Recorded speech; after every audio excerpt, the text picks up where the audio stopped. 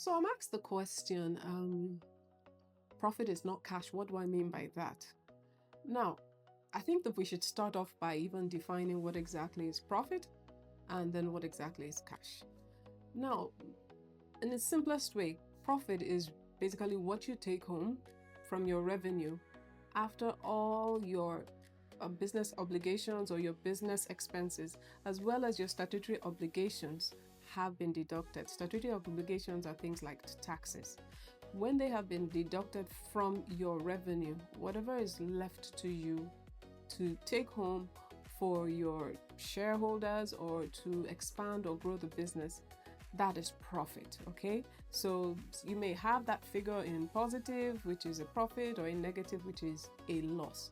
But remember that every other thing that is required to continue to run that business has to be deducted from the revenue that you've generated before you can determine whether you have a profit or a loss. So now, if profit is the outcome of business, we can say that cash, on the other hand, is the fuel that drives the business. So your salaries, to meet with the obligations of your customers, to buy stock, inventory, or to even set up the business, all that is required to do that, that is called cash. We can liken cash to the blood, okay, of the business. Well, so where there is no blood, of course, life cannot be sustained. But however, the subject here that we should consider is cash the most important thing in a business? So when the question of profit is not cash, where they're coming in to ask the question, which one is more important? Is it profit or is it cash?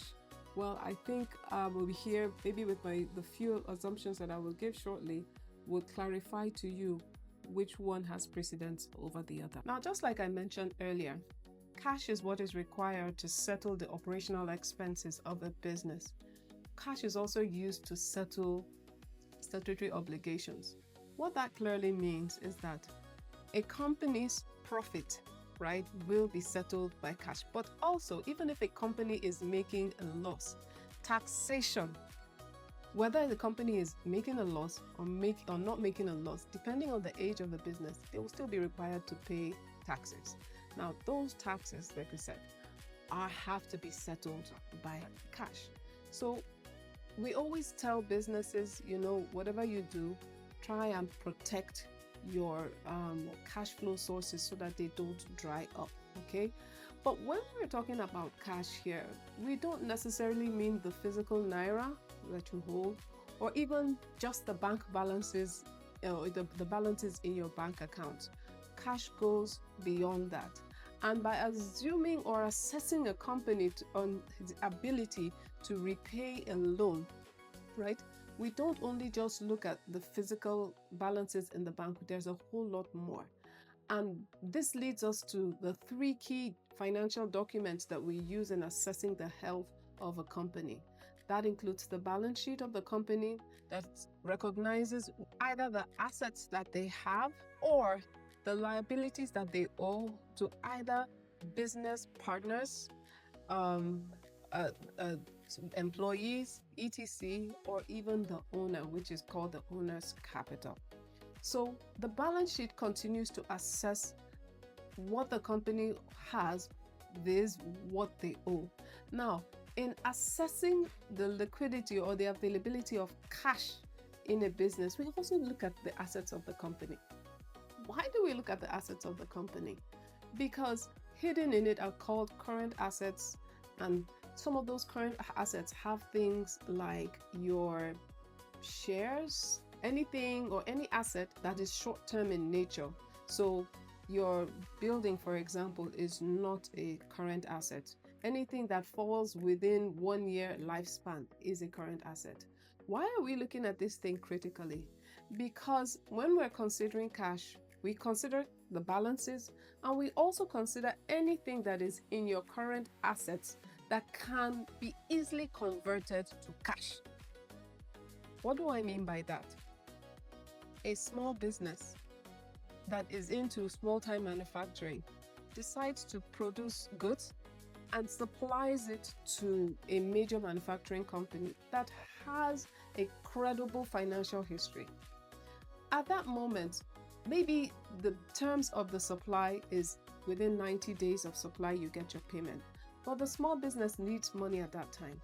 The invoice that the small business has given to that major pharmaceutical company, he can actually use that and go to his bank and access funding, or what we call discounting that invoice. Now, at that moment, because the counterparty, which is the pharmaceutical company, is credible, that invoice becomes near cash. So when we look at a company's ability to convert assets or current assets to cash, we can now begin to look at what constitutes the assets of that company. Okay, now some take precedence over the other, just like what I talked about. The invoice of a blue chip would take precedence over what?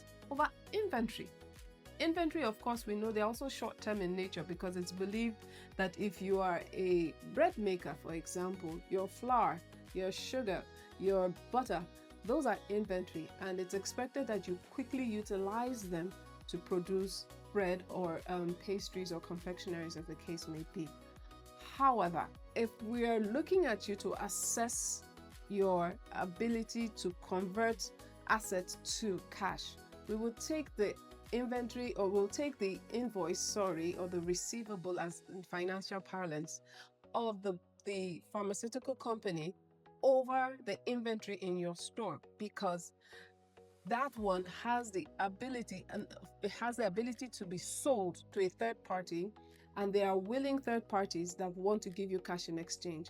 Unlike the inventory, where you would have to first of all manufacture and produce the good and then look for a buyer. So it doesn't have a ready cash outlet to somebody that wants to exchange that inventory for cash. So somebody that we're looking at his balance sheet and we're seeing that he has those kind of receivables, it would take preference over inventory that he has. So in that moment, because we were looking at which one of these financial documents takes precedence, we've seen clearly that even though you may have a cash flow statement that says, okay, there's cash flowing in the business, we also need to look at the balance sheet to know whether we have near cash assets that can be converted easily to cash to keep the business viable. So we hear a lot of things like, oh, that even that cash is the blood, which I have said, and that without the blood, the business dies. That is partially true, because the business might not necessarily have cash, but he has receivables in his business that can easily be converted to cash that can continue to keep the business alive. In that moment, if we have stopped without analyzing the balance sheet, what happens is that we would look at the business and then disqualify him. So we continue to look at the business, and we expect business owners also to have that delicate balance in the quality of the current assets that they have, to make sure that they continue to maintain a close to cash conversion that can continue to keep the business alive by easy sales. So I've talked a lot about cash and keeping near cash items in your balance sheet and using them to easily convert to cash. Okay, but what about profit? Are we saying that profit is not necessarily important? Well, profit is, and I'll explain the reasons why. Now, while cash continues to keep the operations of the business going on, so that means it makes the business sustainable. Yes. Profit is very, very critical. Why? Because profit goes ahead to determine what priorities you place on the utilization of cash. What do I mean by that? A company must first survive or keep itself alive before it can start paying back obligations like loans. So, where the company brings in money, and this is called the profit and loss statement or the income statement, you begin to look at it and say, how does the company prioritize the cash it receives? And interestingly, loan repayment is one of the last things to be settled from your cash. So what that means is that the company, when he gets his revenue, the first thing he will do is devote money or devote cash into servicing what was used to generate the revenue. So a client comes to you and says, make me a dress. The first thing they're going to do is, if the fabric is going to be bought by you, the seamstress, the first money that is going to be paid down will be used to buy fabric, buy thread, or everything that is required to make that dress. So fulfilling the obligation for which the money came from is the first thing. What next?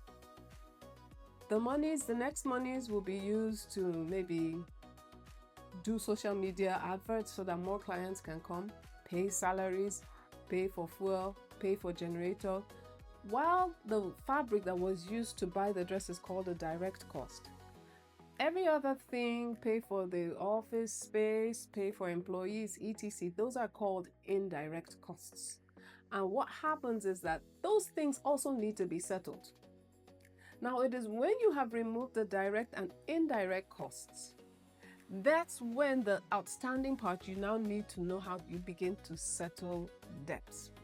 So you see, at that moment, the cash devoted to loan repayment takes a very secondary position.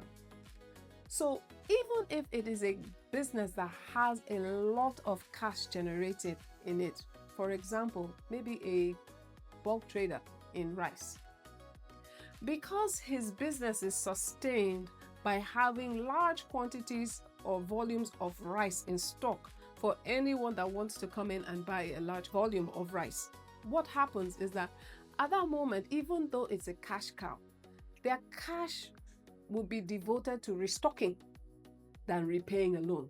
Because if he knows that if he repays that loan, he will not be able to restock again.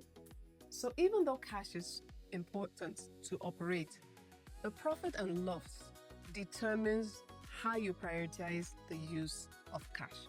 Very important, because it also determines, to a certain extent, the willingness of the character of the borrower to repay. I mean, he signs an obligation with you. He says, I will pay at a certain time. But at that time, when he's at the crossroads between paying you and business continuity, the character of the client determines what he's going to deploy the cash.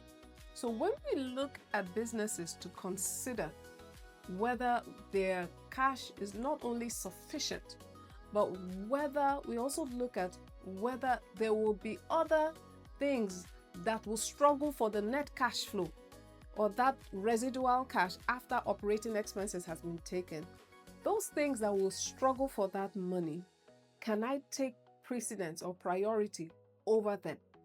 And that's when you now know that cash alone may be king, but in lending, we don't look at only the cash flow, but we also look at, I told you, the first thing is the ability of the company's assets to be converted easily to cash. And now, again, the precedence of the cash. How do you prioritize who gets what in cash? Because, I mean, the cash is limited. So I must make sure that after the business survives, the next thing that should survive is me as the lender.